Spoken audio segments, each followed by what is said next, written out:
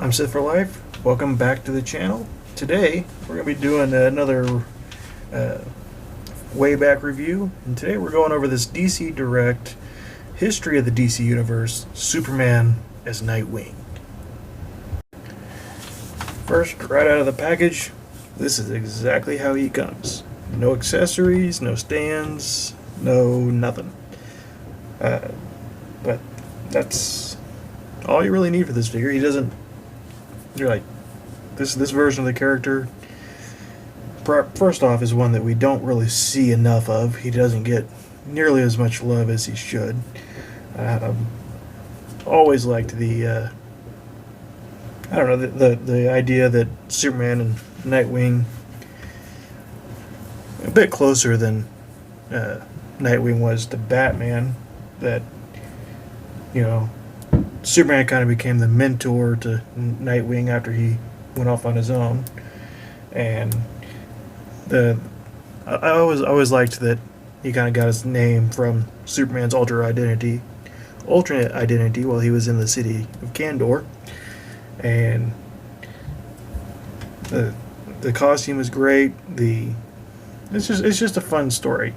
Now this particular figure, it is a DC Direct, so your articulation is very limited, but the sculpt is there and the paint's there and it looks amazing. He doesn't like to stand upright very well. That's why I've got the stand back here. But if you want him to stand up, he's got to hunch way over, otherwise he's just going to fall back. But he's got single jointed elbows, so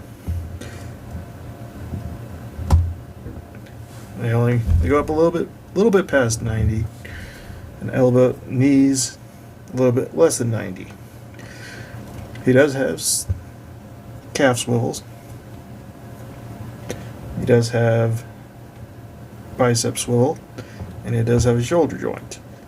The shoulder joint can go all the way around, although it's a little bit limited because of the cape.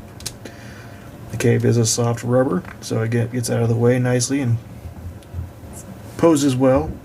And the head is on a little bit of a ball joint. He will look up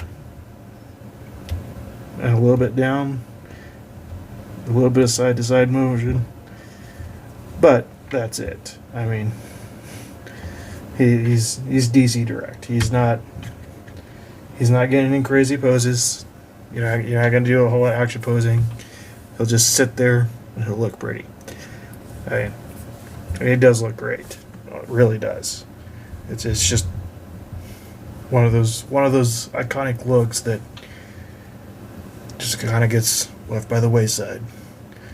Anyway, I'll bring in some other figures from some different lines, and we can take a look and see how he fits in with other figures. Here he is with a couple of more other Supermans. Here's the DC Comics Unlimited Mattel New 52 Superman.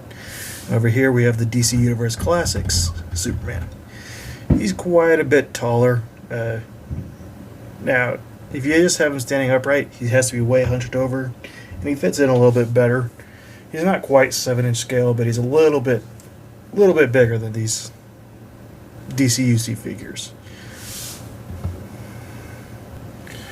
Now here he is next to this is the retro card Target exclusive Fantasy 15 Spider-Man, and then we have the newer Nemesis Wave Cyclops.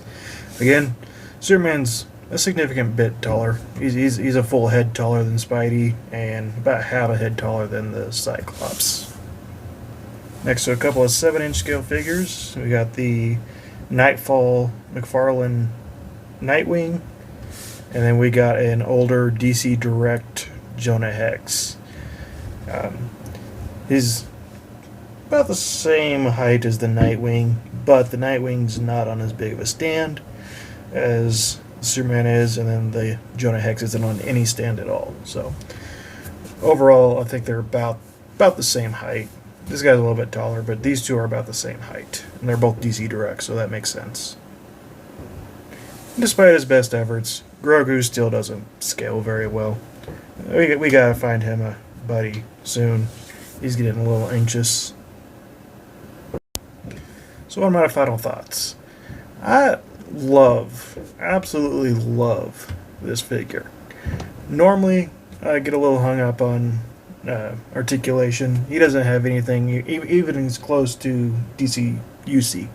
And that's pretty limited as far as I'm concerned articulation-wise. But this is a version of the character that we probably will never get again in action figure form.